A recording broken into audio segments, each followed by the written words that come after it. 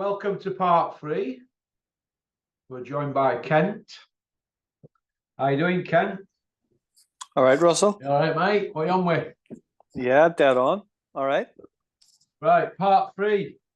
So we were on about Crusher. Do you see the fight happening then for Crush? It's too big. It generates too much money for it probably not to happen, which is really bad. And that says it all about the state of boxing. The very fact that they have a date, they have an actual date, they have a country away from the UK, that says it all. That tells you everything. If it was you running the business and you were basing a lot of money generated on something like that, you know, it's a massive gamble. Would they really gamble so much? Would they be stupid enough? And do you think they'd be desperate enough to gamble on all this speculation over dates, countries, on it not happening, Russell? Come on. No. All right then. Bricktop, we said he were back on his perch. Has he got the minerals to stay there? I don't I don't think we can really challenge Bricktop on as minerals over the years. He's had more comebacks than Frank Sinatra. Great mind, you know, we shouldn't even be calling them Bricktop anymore. We should be calling them Old Blue Eyes, to be honest with you. But we can't never listen, Russell. As us hardcores, we can never question Frank Warren on his bottle.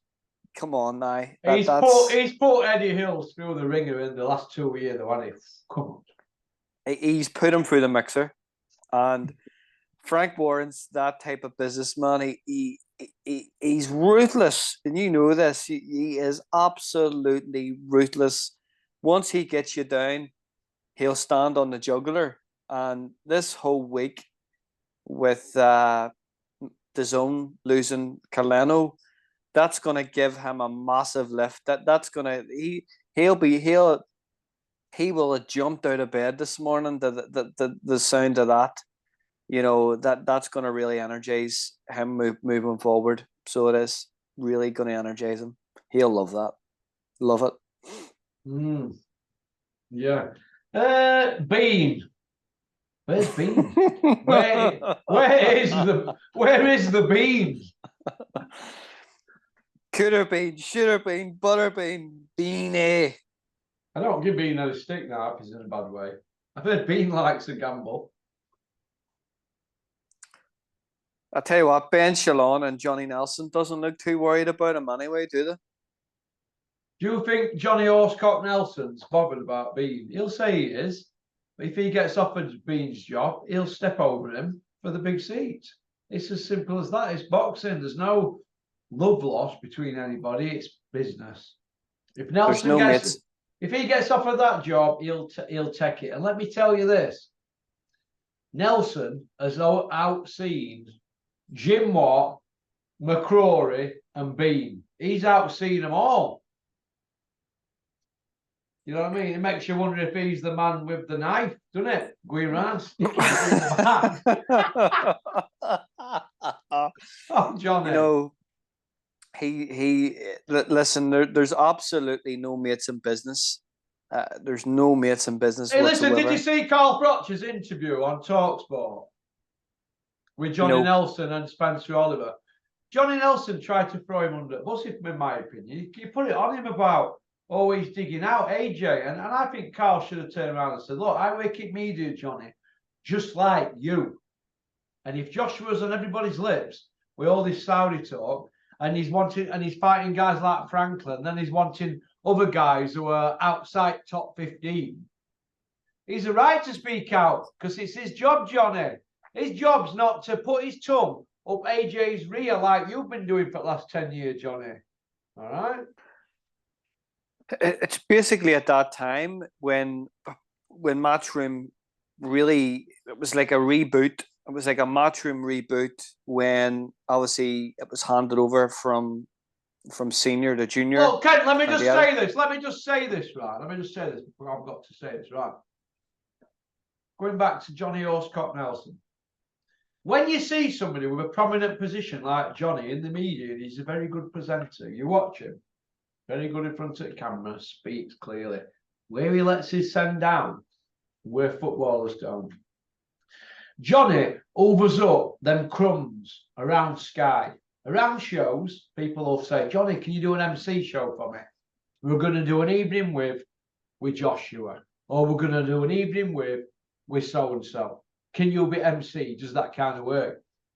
He's not going to want to burn bridges between him and Joshua when he's getting work outside of Sky.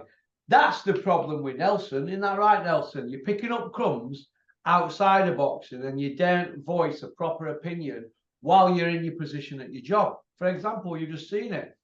Carl Froch has got his opinion is Wilder knocks AJ out early. Yeah.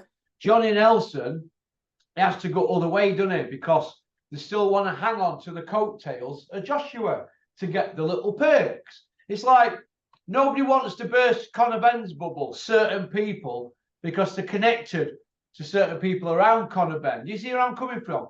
When you work in the media, you have to have an open mindset. It's like Dennis, when I started with this, he thought he was going to be on Easy Street when I interviewed him. But I hadn't ever. I've never had him on Easy Street ever. I've never let him get away with it. I've punished him severely for being a ticket deal man. And they all want punishing. Do your job and be a promoter, Dennis.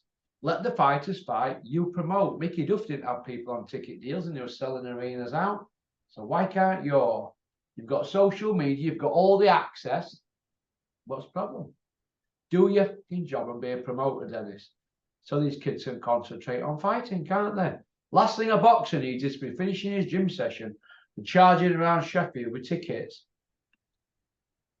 So I look at it.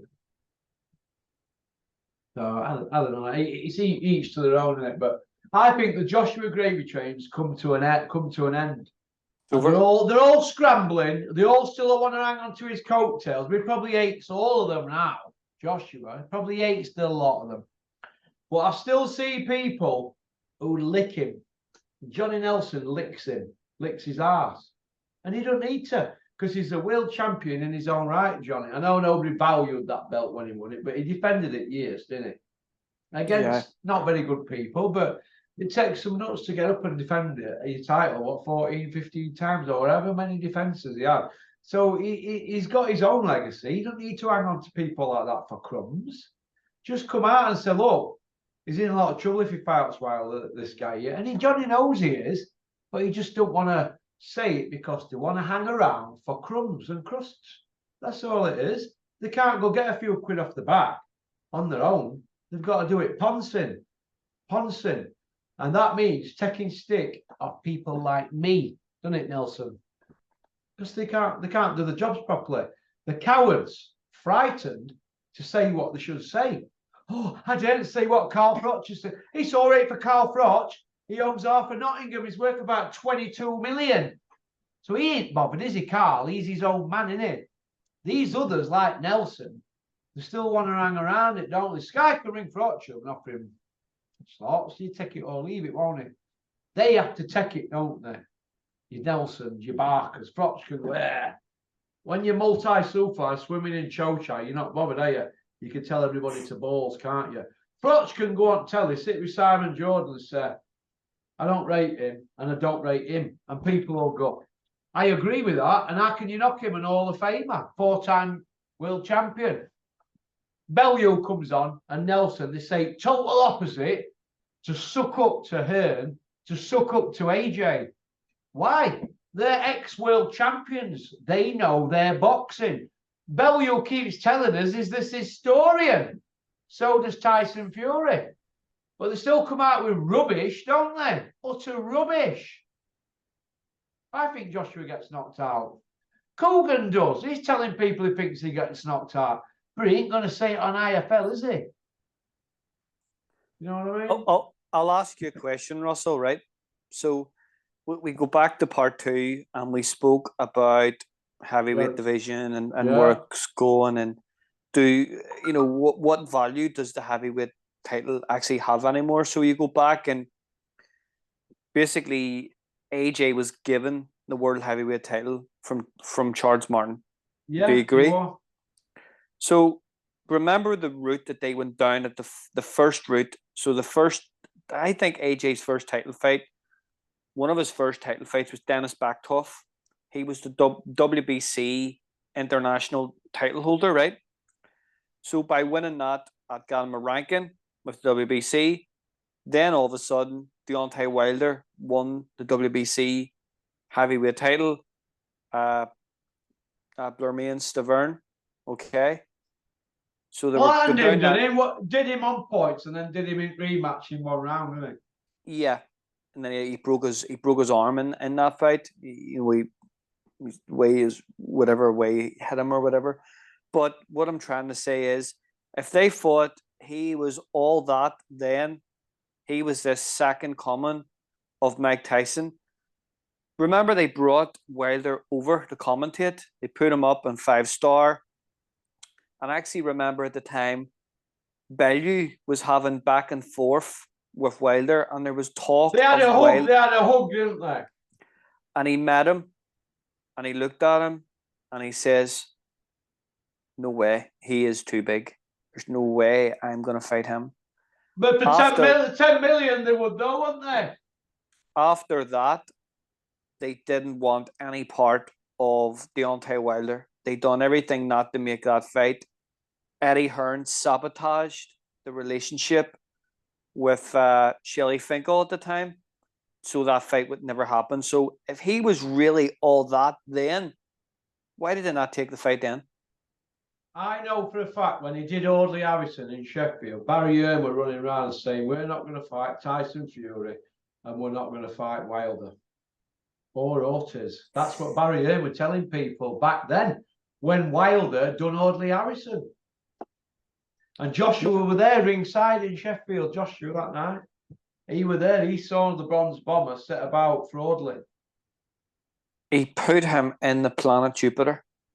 He put him, he were like that. They were flying through air. Like Max will be next month when he fights Big Fraze.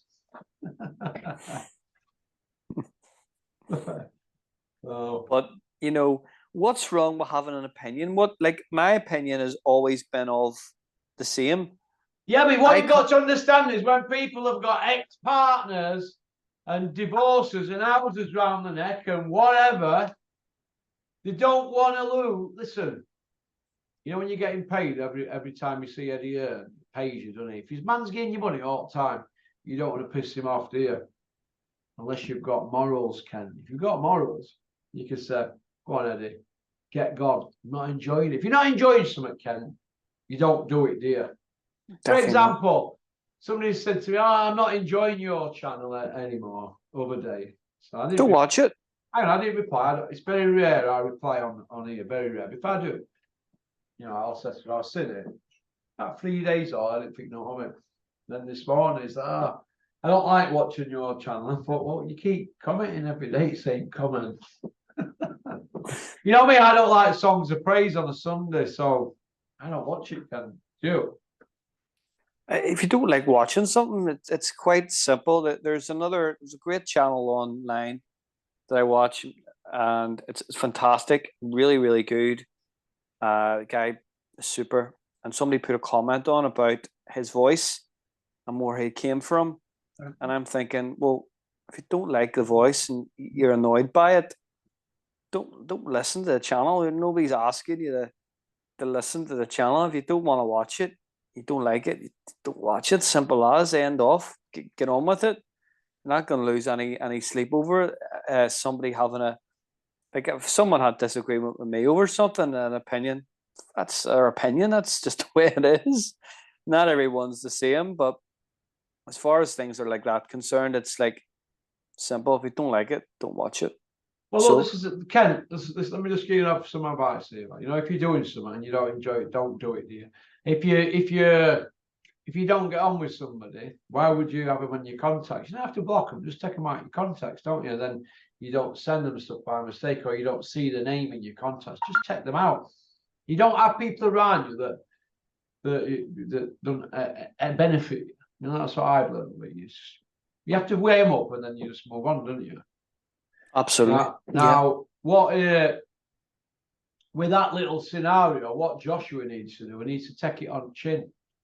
But the other people, Johnny Nelson, he just needs to give, and Bellew, they just need to give an honest opinion instead of buttering it up. So look, I think he gets knocked out if he fights Wilder. He's not ready for him. He needs to build his confidence up. That's all. That's what he needs to come out with. Instead of trying to divert it onto Cobra. Cobra's just doing his job. Do footballers have a go at Roy Keane? If he says here, one Saka is it, or whatever it's called, he's a Man U player. Yeah. Roy Keane gives him a bit of stick, doesn't he? Right? But does he collar Roy Keane about it? No, he doesn't. So that's where we should be with boxing media. People who are ex-fighters should be able to have an opinion without somebody having a groan and a moan about it. And we might all be all right there, because it filters down from the fans watching the TV. Now, they're being narrated everything from the commentators to the pundits at the side. Now, if they're going to go into bat for the mates and tell us, no, he's all right, he's doing all right, when really he's in, that's no good, because that is a false narrative, isn't it? That's fake news. Now, boxing fans like us who know a bit about boxing, we can see it in front of our eyes. We can see the rubbish and the waffle that these pundits and commentators are coming out with, looking after their mates. Do you see where I'm coming from? That's probably my biggest pet hate. That's my biggest pet hate, Ken. Everything you said there is bang on, and I look at it objectively. If you're honest with your opinion, you will be respected more as a journalist and as a commentator, and people will actually watch your product more because it's honest. It's not biased. You'll learn more from it. It's more enjoyable. Where it got to this stage now in a lot of networks that they've got their own propaganda campaign, and that's purely to sell their product. So the other outlet, channels, they need access. So they will basically filter down, they will water down their own propaganda to suit theirs, and that's all for access. But I actually think, like Safroch, he's not everybody's cup of tea because he's himself, but you get more respect from that. I respect his opinion more than I would respect Tony Bellew's. Like, Tony Bellew's the guy that was coming on and hammering drug cheats for years. It's attempted murder. It's manslaughter. They should be banned for life. Stone them, he was saying, didn't he? Take them to the gallows. Put them in the stocks and throw bricks at them. That's what we need to do. Stone them in the street. And then it's his mates, and he's a nice laugh. What's the difference? There's no difference. It's just purely, and what that says is that basically you just say, well, you know what? I actually don't value anything you say now. I don't respect anything you say, and I don't want to watch the product because he's on it. And if they actually had proper journalists with proper opinions on their networks, they would get a lot more viewers. People would respect it and value their product a lot more. They do, mate. They do. Okay. So the heavyweight division's stuck. Super middleweights, Ken. What's happening with them? It's a terrible division. You look at the middleweight, super middleweight division. It's just terrible. It's one of those divisions. We go way back, and you look at the great fighters at middleweight, the great fights that middleweight has produced over the years. But you look at now, it's like, what is there at middleweight and super middleweight? We have, Kaleno was moved obviously now with Al Heyman. He's going to fight Charlo. Charlo hasn't fought in close to 2 years. That for me, everybody says it's a great fight. Well, is it really a great fight? He hasn't fought The guy hasn't fought in close to 2 years. Will he fight Benavidez? I just think it's one of them divisions in boxing that it kind of it's kind of like the cruiserweight division of a couple of years ago. It just doesn't really seem to have anything going for it at all. Yeah. Kent Golovkin, should he retire? He has to retire. It was like watching Golovkin his last fight. Was like watching. It was really sad to see. It was like a toothless lion getting in the battle. Would you like to see him fight Billy Joe? No, I want to see him retire. He's done. What is there for his legacy? What is there for Triple G? Is legacy than fighting Billy Joe Saunders? What would that give his legacy? He's already got a fortune. He's already got all the money that in the world. Retrospectively, he's earned a lot in boxing. He's unified. He's been an absolutely brilliant fighter. Why would you want to watch him against Billy Joe Saunders? What does that add? We watched the other week there, Demetrius Andrade at middleweight can't get a fight. I watched a terrible robbery last week in the Jamie Munguia fight. Did you see that fight? Yeah, I did, yeah. What do you think of that? I thought it could have gone either way, Kent, to be honest. I thought it was a robbery. But you thought Johnny Beck won? Sergey Dermachenko. That was the guy that actually he was actually robbed against Golovkin a few years ago. Do you think Johnny Beck's best middleweight at the moment, Ken? I think he is. I think it's not. I think, to be honest with you, he's a hard sell. Yanabek's a hard sell because he's a Kazi fighter. He's from Kazakhstan. He's not particularly outgoing, but he's a really, really, really good fighter. So he is. He's a brilliant fighter. I think the way forward now from Liam Smith, that would be a really good fight for Liam Smith. He's number one with the WBO at middleweight. I think that would be a really, really good fight. I think it would be I'm not saying a winnable fight, but I think it would be a really, really good fight for Liam Smith. Yeah. There's no depth in the middleweight division. There's nothing. Shane Mosley Jr. is at number 10. I don't know how he's rated as highly. Look at Denzel Bentley's performance against Yanabek. I thought that was a super performance. I thought he acquitted himself really, really well. He's a really, really good fighter, and Denzel Bentley. But you just look at that division. There's like Golovkin, Triple G, basically near enough retired. Liam Smith, Eubank Jr.'s at 3 at BoxRec. I don't know how. Eubank Jr.'s number 3 on BoxRec. That's what does that say? What does that say for BoxRec? What's that? A middleweight. At middleweight, yeah. What's Beefy number 2? Beefy's number 2, yeah. God, I bet Macklin and them are thinking, God, if they were fighting now, they'd be world champions, wouldn't they? Well, I think super middleweight's a harder division. You've got Benavidez. Really, there's no way that Al Heyman's going to sign Canelo to a massive free fight deal and not fight David Benavidez.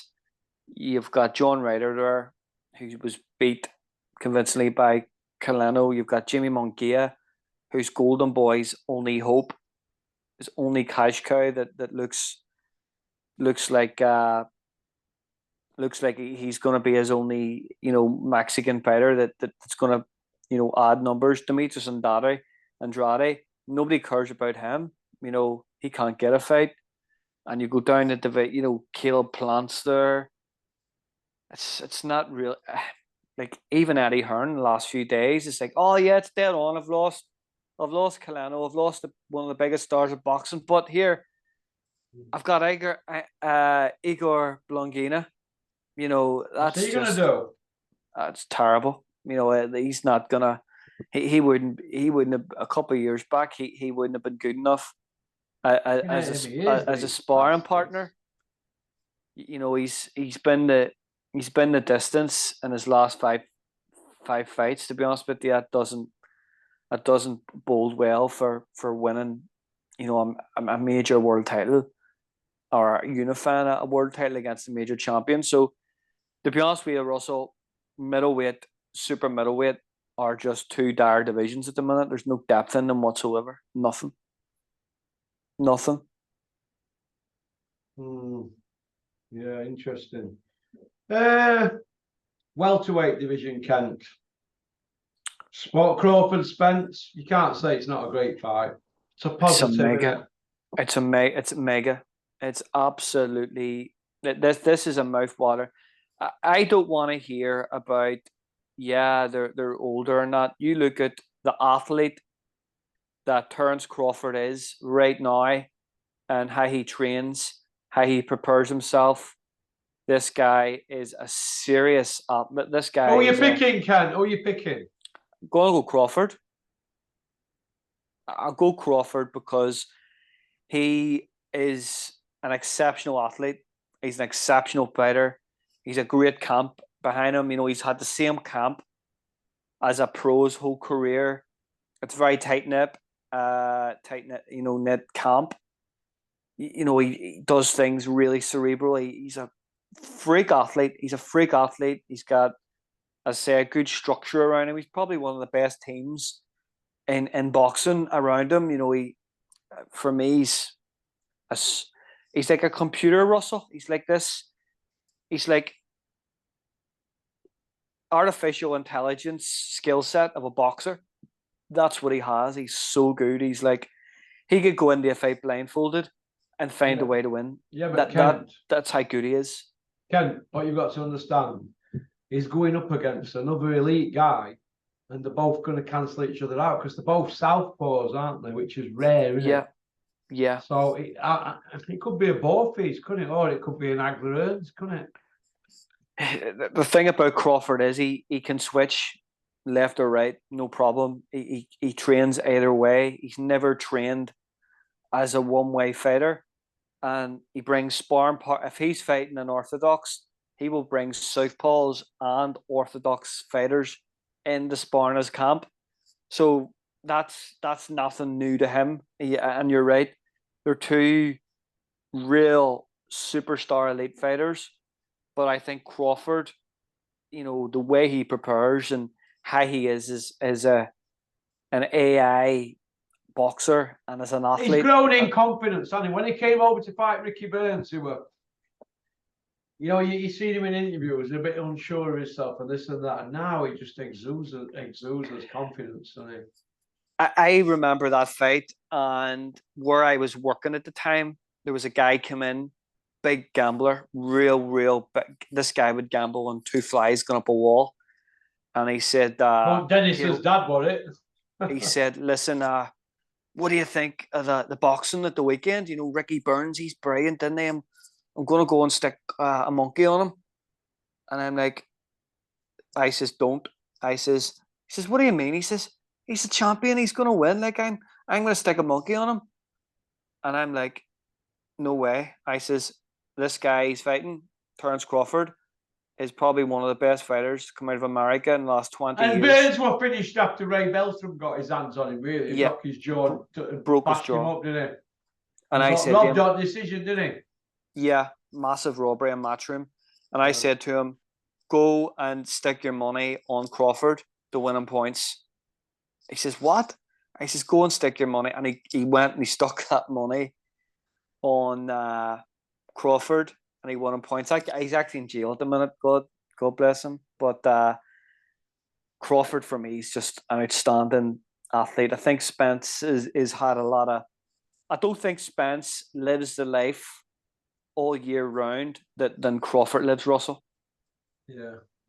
I think that gives Crawford the edge. When you've got two athletes, say you've got two boxers that have got the same IQ, both sides, they're a mirror of each other, but one is more focused, one lives a life better, you're going to go with that guy. So I'm going to go with Terence Crawford. I think Crawford is going to stop him late.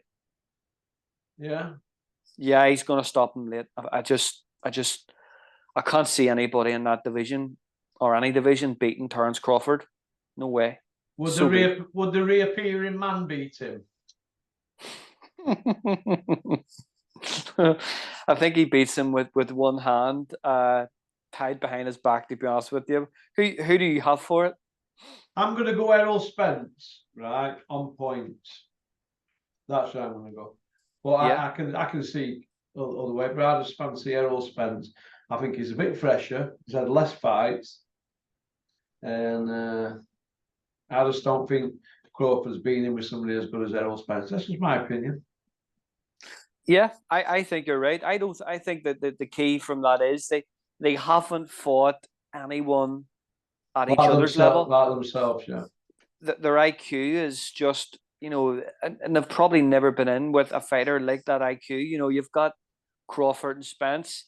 That's generational IQ. That's ring IQ of a Sugar Ray Leonard and a Marvin Hagler type fighter. Way back. That these guys are exceptional fighters, but I'm going to go with Crawford. I think the car accident that Spence has had, I think what way is that taking its toll on his body?